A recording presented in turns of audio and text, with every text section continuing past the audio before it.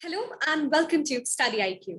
मैं दिव्यांशी श्रीवास्तव और आज मेरे साथ इस इंटरव्यू सेशन में जुड़े हैं बिहार से धीरज कुमार जी, जिन्होंने सेंट्रल टीचर्स एलिजिबिलिटी टेस्ट को क्लियर किया है। बहुत बहुत स्वागत है धीरज जी आपका स्टडी आईक्यू पर। जी नमस्कार, thank you so much. Dheeraj जी, हम चाहते हैं आप इस एग्जामिनेशन के बारे में हम सभी को और बताएं, जैसे सीटेट या सेंट्रल टीचर्स एलिजिबिलिटी टेस्ट कहते हैं। ये जो है ये सीबीएसई के द्वारा कंडक्ट किया जाता है। ये एक एग्जाम है जो कि 150 मार्क्स का होता है और इसमें 2 पेपर होते हैं। मैंने पेपर 1 क्वालिफाई किया था। इसको जुलाई 2019 में मैंने इसका पेपर 1 क्वालिफाई किया था। और इस एग्जाम को क्वालिफाई करने के बाद आप वेरियस एग्जाम मतलब बहुत सारे एग्जाम्स में आप फॉर्म फिलअप कर सकते हैं। लाइक DSSS का जो एग्जाम होता है PRT का, तो आप वहां तभी एलिजिबल होते हैं फॉर्म फिलअप करने के लिए, आप सीटेट क्वालिफाइड होते हैं। और भी बहुत सारे एग्जाम्स हैं, KVS एग्जाम्स हैं, है ना, केंद्रीय विद्यालय के एग्जाम्स हैं, और भी सेंट्रल टीचर जो भी एग्जाम्स जो है कंडक्ट करवाती है उनको आप कर सकते हैं, बशर्ते कि आप सीटेट क्वालिफाइड हैं। मैंने इसको क्वालिफाई किया 2019 में। कुछ स्टेट लाइक बिहार जो है, बिहार में क्या होता है कि यहाँ पे एक STT होता है, वो 9th के ऊपर के लिए होता है, और बाकी जो नीचे के लिए है सीटेट वहाँ पे जो है एलिजिबल है। अगर आप सीटेट क्वालिफाइड हैं तो वहाँ पे कोई दूसरा एग्जाम आपको देने की जरूरत नहीं है, आप डायरेक्ट जो है सेलेक्ट हो जाते हैं। और मैंने अभी अभी सिलेक्शन भी पाई हुई है बिहार में।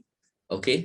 और ये सारी की सारी चीजें हो सकी हैं केवल और केवल स्टडी IQ की मदद से।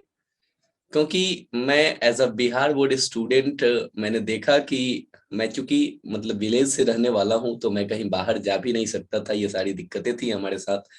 अक्सर बिहार के बच्चे जो होंगे इस बात को समझ पा रहे होंगे कि बाहर जाके हम लोगों को पढ़ना, थोड़ा सा फैमिली बैकग्राउंड का सपोर्ट नहीं होता है। ऐसी स्थितियां होती हैं हम लोगों के साथ में। और ऐसी स्थिति में मुझको आज से 4 साल पहले जो है मैंने स्टडी IQ ज्वाइन किया था। और वहां पे जो है स्टडी IQ जब मैंने ज्वाइन किया तो मैंने जो है उस समय हुआ क्या था, स्टडी IQ ने बस अभी ये इन्होंने अपना ऑनलाइन कोर्स लॉन्च किया है जो अभी एप्लीकेशन पे है। लेकिन मैंने जब ज्वाइन किया था उस समय ऑनलाइन कोर्स की कोई फैसिलिटीज नहीं थी। उस समय तो पेन ड्राइव कोर्स हुआ करते थे। और मैंने अपना पहला पेन ड्राइव कोर्स मंगाया स्टडी IQ से। उसके लिए thank you so much study IQ और उनकी टीम। बेहतर सा एकदम बेहतरीन कॉम्बिनेशन था उसमें। सर अभिषेक सर ने उसमें जो है मैथमेटिक्स पढ़ाया था, गौरव सर ने उसमें GS सेक्शन कवर किए थे, महिपाल सर ने पढ़ाया था। मतलब एक बेहतरीन कवरेज मुझको मिला उस पेन ड्राइव कोर्स में। और वही पेन ड्राइव कोर्स की बदौलत जो है मेरा ये जो सीटेट का या जिस भी लेवल के आप एग्जाम के लिए कह लो, एक बेस मजबूत हुआ। मेरा जो बेस है स्टडी IQ ने बनाया। मैं आज कंपेटिटिव लेवल पे आज कुछ भी समझ पा रहा हूँ तो वो स्टडी IQ की वजह है ना, वो स्टडी IQ ही उसका वजह है। और आज की जो स्थिति है, आज मैं आज भी जो हूँ, गौरव सर का वो जो स्टैटिक GK का कोर्स है मैंने उसको लिया हुआ है। सर का जो करंट अफेयर का कोर्स है, विपन गोयल सर का जो GS कोर्स है, मैं आज भी उनसे पढ़ता हूँ। और मैं सारे के सारे बच्चों को भी रेकमेंड करूंगा कि आप लोग भी कम से कम स्टडी IQ का जो वो सर का कोर्स है, गौरव सर का स्टैटिक GK और वो करंट अफेयर जरूर लें। स्टैटिक GK आपके बेस को बनाता है। और मुझको लगता है कि बिना स्टैटिक GK आप पढ़े आप कहीं नहीं है, आप कुछ भी नहीं समझ पा रहे हैं चीजों को। आप करंट अफेयर को समझ ही नहीं पाएंगे अगर आप स्टैटिक GK को ना पढ़ें तो इस एग्जाम को क्लियर कराने में और मुझको एक सक्सेस तक पहुंचाने में बहुत बड़ा योगदान रहा है। और मैं आगे भी जुड़ा रहूंगा अपने आगे आने वाले जो लक्ष्य हैं उन लक्ष्यों की प्राप्ति के लिए। मैं स्टडी IQ के साथ जुड़ा रहूंगा जैसे कि अभी तक जुड़ा हूं। और बहुत बहुत धन्यवाद, थैंक यू सो मच कि thank you so much Gaurav sir और उनकी टीम इतने बेहतर जो है हम लोगों को मार्गदर्शन देने के लिए। धीरज जी, हमें बहुत खुशी है और पूरी टीम को बहुत खुशी है कि हम आपकी सक्सेस स्टोरी का हिस्सा है। और आपने जिस तरीके से बताया कि सीटेट क्लियर करने के बाद आज भी आप स्टडी IQ के कोर्सेज को फॉलो करते हैं, और हम यही कामना करते हैं कि जिस भी एग्जामिनेशन के आगे आप एस्पिरेशन रखते हैं उसको आप जल्द से जल्द क्लियर करें। धीरज जी, बात करते हैं सीटेट की। सीटेट के लिए किस तरीके से तैयारी करनी है? जैसे आप हमने हमेशा बताया कि सब जो सबसे इम्पोर्टेंट स्तंभ आपके तैयारी का रहा है वो स्टडी आईक्यू रहा है, लेकिन जो स्टूडेंट्स हैं उनको थोड़ा सीटेट एग्जामिनेशन पैटर्न के बारे में थोड़ा सा समझाएं। सीटेट का एग्जाम जो है वो साल में 2 बार कंडक्ट होता है, एक जुलाई में और एक दिसंबर जनवरी के महीने में। मैंने जुलाई वाला क्लियर किया था, 2019 वाला। सीटेट में आपके 5 सेक्शन होते हैं, मतलब 5 सब्जेक्ट होते हैं। सीटेट जो है इसमें 2 सेक्शन है, पेपर 1 है, पेपर 2 है। पेपर 1 जो है ये 1 to 5 के लिए एलिजिबल होता है। अगर आप पेपर 1 क्वालिफाई करते हैं तो आप कहीं भी 1 to 5 के लिए अप्लाई कर सकते हैं, चाहे वो DSSB हो, PRT, या फिर बाकी सारे के सारे जो एग्जाम्स हैं। बहुत सारे ऐसे एग्जाम्स हैं जहां आप बिना सीटेट के अप्लाई ही नहीं कर सकते हैं, लाइक रीट है, ठीक है। तो ऐसे बहुत सारे एग्जाम्स हैं। तो इसमें पेपर 1 जो होता है और पेपर 2 जो होता है, पेपर 1 में 5 सब्जेक्ट होते हैं, 150 मार्क्स का एग्जाम होता है। और मैंने जब एग्जाम दिया था उस समय तो ऑफलाइन एग्जाम था, अभी सुनने में आ रहा है कि ऑनलाइन एग्जाम होगा इस साल से। एग्जाम जो है वो उसमें CDP होता है, ठीक है, चाइल्ड डेवलपमेंट एंड पेडागोगी होता है, मैथमेटिक्स होता है, हिंदी होता है, इंग्लिश होता है, और एक EVS का सेक्शन होता है, एनवायरमेंटल स्टडीज का सेक्शन होता है। साढ़े के साढ़े 30-30 नंबर के एग्जाम होते हैं। और जनरल के लिए जो क्वालिफाइंग मार्क्स है वो 90 है। अगर आप 90 मार्क्स लेके आते हैं जनरल के लिए तो आप क्वालिफाइड हैं, आप एलिजिबल हैं, ठीक है, अगर आपके 90 मार्क्स हैं तो। बाकी कैटेगरी के लिए शायद 84 होता है, ठीक है, जो नीचे की कैटेगरी है। मैं जनरल से बिलोंग करता हूँ, तो जनरल के लिए 90 मार्क्स है। ये सीटेट की क्राइटेरिया होती है, ठीक है। और इसमें आपको थोड़ा सा पेडागोगी पे ध्यान देना पड़ेगा। आपको जो बाल मनोविज्ञान है वो थोड़े से परेशान करने वाले टॉपिक्स है, वहां पे थोड़ा सा उन पे पकड़ बनाना पड़ेगा। हर मतलब हर एक सब्जेक्ट में, इंग्लिश पढ़ रहे हो आप, जो भी पढ़ रहे हो, मैथमेटिक्स पढ़ रहे हो, हर की पेडागोगी जो है ना वो थोड़ी सी आपकी वहां पे पकड़ होनी चाहिए सीटेट को मतलब क्लियर करने के लिए। और आप अगर स्टडी आईक्यू के साथ है तो ये सारी की सारी चीजें निश्चिंत रूप से हो जाएंगी। इसके लिए कोई मतलब ज्यादा टेंशन लेने की बात नहीं है, बस आपको कोर्स ले लेना है और फिर आपको पढ़ते जाना है, दैट्स इट। धीरज जी, जैसे आपने और सेक्शंस के बारे में बताया, वो हिंदी हो गया, चाहे इंग्लिश हो गया, मैथमेटिक्स, GK, लेकिन ये जो CDP, इसकी कैसे तैयारी करनी है? CDP के लिए आप मार्केट से बुक्स भी अवेलेबल है, आप बुक्स भी ले सकते हैं। यूट्यूब पे आप जो है वीडियोस भी देख सकते हैं, बहुत सारे और भी टीचर्स हैं, मैम है ना, उनके थ्रू आप पढ़ सकते हैं। मैंने भी वैसे ही पढ़ाई की थी। और आप पार्टिकुलर कोर्स भी ले सकते हैं, मार्केट्स में बुक्स है अवेलेबल इसके लिए। और आप एग्जाम कार्ड करके एक पब्लिकेशन है, उससे आप बुक ले सकते हैं, या और भी बहुत सारे पब्लिकेशन हैं जिनसे आप बुक लेके पढ़ सकते हैं। धीरज जी, एग्जामिनेशन बहुत ही कॉम्पिटिटिव होता है, हर साल लाखों टीचर्स बैठते हैं इस एग्जामिनेशन के लिए। अब कुछ एक खास क्रिटिकल पॉइंट्स अगर हम आपकी जर्नी से निकाल पाए कि किस तरीके से पेपर 1 को क्लियर करने की एक सॉलिड स्ट्रैटेजी होनी चाहिए।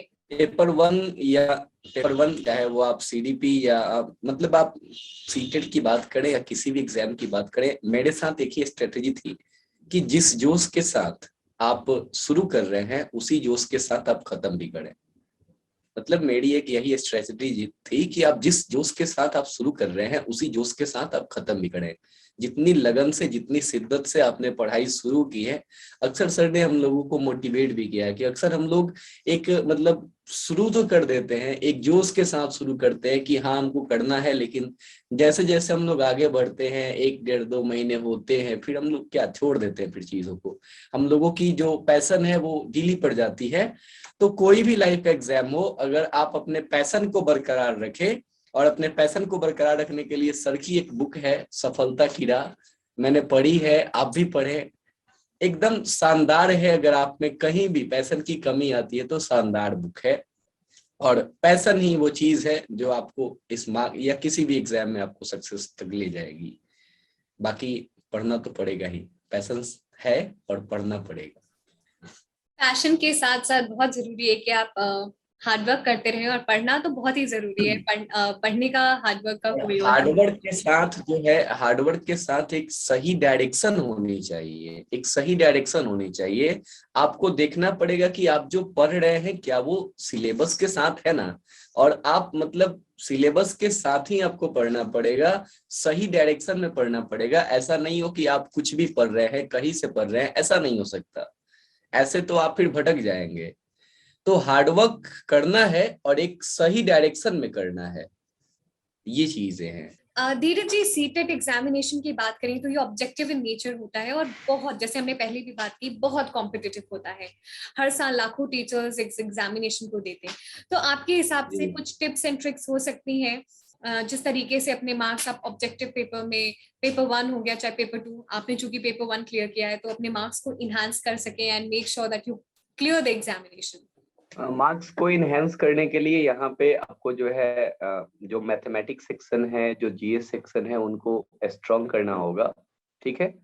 और हर सेक्शन की, जैसे मैंने बात की, हर सेक्शन जो है वो टॉप इसलिए हो जाता है, इंग्लिश, हिंदी, मैथ जो है ज्यादा कुछ टॉप नहीं होता, मतलब इजी क्वेश्चन ही होते हैं, ज्यादा टॉप नहीं होता। लेकिन दिक्कत ये तब हो जाती है, तब आ जाती है दिक्कत कि आपको वो पेडागोगी वाले क्वेश्चन फंसा देते हैं। वहां पे थोड़ी सी आपको ये मतलब एक समझ विकसित करनी पड़ेगी कि आपको मतलब अंदर से एक टीचर बनना पड़ेगा कि हाँ, मैं अगर क्लास में होता और बच्चे के साथ जो है ये चीज होती, ये प्रॉब्लम होती, तो मैं इसको ऐसे हैंडल करता। थोड़ी सी वो वाली जो क्वेश्चन है वो परेशान करती है, और ऐसे क्वेश्चन को आप बस सेंस से कर सकते हैं, कोई ज्यादा परेशानी नहीं होती है, ज्यादा परेशान होने की जरूरत नहीं है। आप थोड़ी सी सेंस के साथ करें तो ये सारे क्वेश्चन हो सकते हैं, बशर्ते कि जो मतलब इजी क्वेश्चन है मैथमेटिक्स के, हिंदी के, या फिर इंग्लिश के, या फिर जीएस के, ये सारे जो इजी क्वेश्चंस है उनको आप ड्रॉप ना करें, उनको आप ना छोड़ें। क्योंकि अगर आप वहां से क्वेश्चन छोड़ेंगे और फिर जो है पेडागोगी के साथ जो है अगर आप क्वेश्चन जाएंगे, तो वहां तो आपको फंसना ही पड़ेगा। और एक बड़ी खासियत है कि ये मतलब एग्जाम जो है इसमें निगेटिव मार्किंग नहीं होती है, तो आप सारे के सारे क्वेश्चन अटेम्प्ट करें, सारे क्वेश्चन आपको अटेम्प्ट करने चाहिए। क्योंकि वो भले ही हो या ना हो, सही हो या ना हो, आपसे गलत हो जाए, लेकिन अटेम्प्ट करें, क्योंकि निगेटिव नहीं है ना, ये चीज है। नेगेटिव नहीं है, ओके। कोई नेगेटिव मार्किंग नहीं है, इसलिए सारे क्वेश्चन जरूर अटेम्प्ट करें, और हाँ जो भी जी। स्कोरिंग एरिया से उनको पहचाने। धीरज जी, हमने आपसे हाँ सीटेट हाँ। एग्जामिनेशन के बारे में बात की। आप कुछ टिप्स एंड ट्रिक्स देना चाहेंगे सभी टीचर्स जो इस एग्जामिनेशन में बैठने जा रहे हैं या फिर तैयारी कर रहे हैं? सबके लिए ये लास्ट जो टिप्स है वो ये है कि आप जो है एकदम से पढ़ाई को कंटिन्यू करें, मतलब फ्लो ना टूटे पढ़ाई का, मोटिवेटेड रहें खुद को, एक ऐसे वातावरण में रखें कि आप खुद मोटिवेटेड रहें। मोटिवेटेड रहने के लिए आप कुछ बुक्स पढ़ सकते हैं, लाइक सफलता कीड़ा बाय डॉक्टर गौरव। और आप जो है अपने नॉलेज बेस को बढ़ाएं, इसके लिए आप कोर्स परचेज कर लें कहीं से भी। Study IQ is the best for you. Okay. और यही मेरी लास्ट जो है आपके लिए टिप्स एंड ट्रिक्स है। Thank you so much. Thank you so much Dheeraj ji, हमारे साथ जुड़ने के लिए और अपनी जर्नी से जुड़ी तमाम बातें शेयर करने के लिए। एक बार फिर ढेर सारा धन्यवाद।